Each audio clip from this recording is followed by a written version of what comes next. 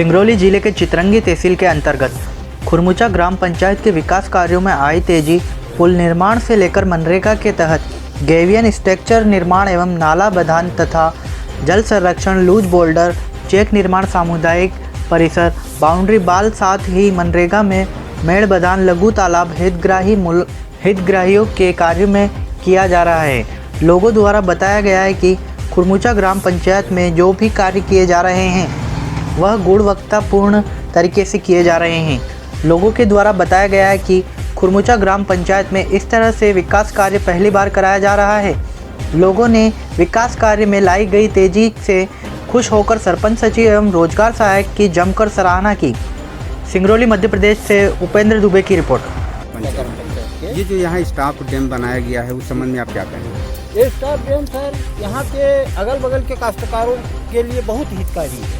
यहाँ पानी रुकने से लोगों की सिंचाई भी होगी और पानी का सतह भी ऊपर आएगा। अच्छा, अगर बात करें कुछ दूर पहले अभी पुल का निर्माण जो हो रहा है उस पुल के संबंध में आप क्या कहेंगे? उस पुल के बनने पुल का निर्माण जो हो रहा है वो बहुत जरूरी था, बहुत दिनों से जरूरी था। पिछले सरपंच बहुत माने उसको बनाने के लिए कुछ माने कोशिश भी की।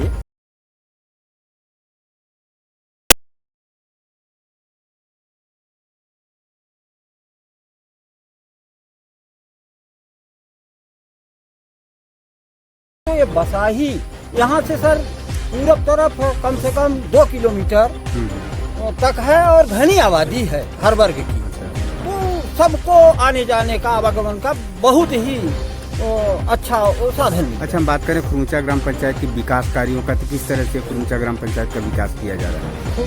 ग्राम पंचायत खुरमुचा का विकास इस समय पर सर बहुत ही अच्छे ढंग से हो रहा है। अगल बगल में मैं देखा हूँ जितनी पंचायतें हैं उनमें से नंबर 1 का काम यहाँ चल रहा है, गुणवत्ता युक्त अच्छे ढंग से।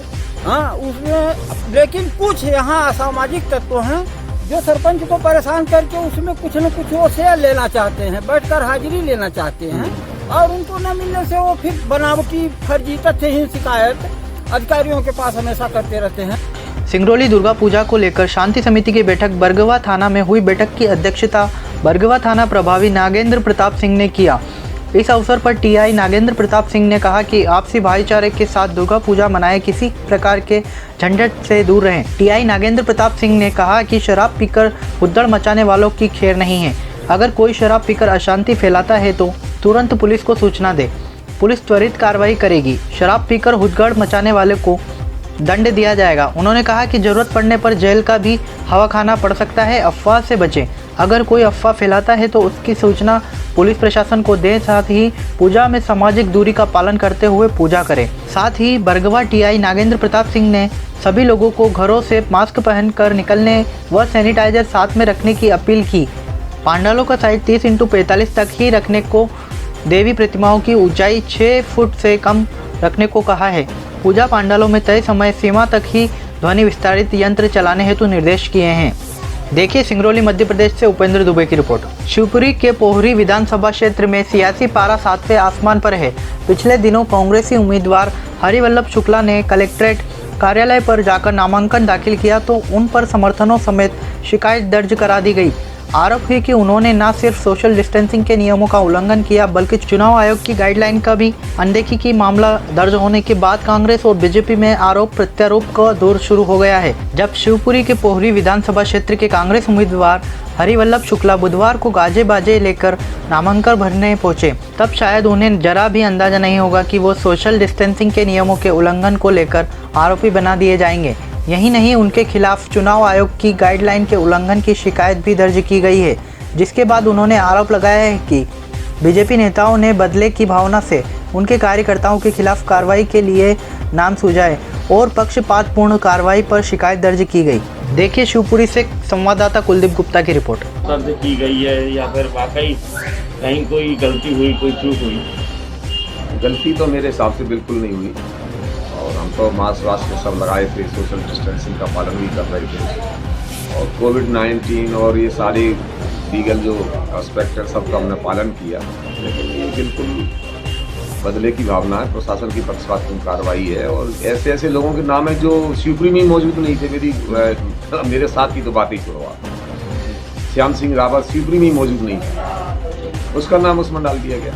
पता नहीं किसने रंजिशन, ये शायद बीजेपी के नेताओं ने नाम सुझाए हैं प्रशासन को और उन्होंने एक तरफा कार्रवाई कर दी। तो इसके बाद में आप क्या कानूनी लड़ाई लड़ेंगे या फिर जो है? अब कानूनी लड़ाई लड़े या चुनाव लड़े, पहले तो समस्या ही है।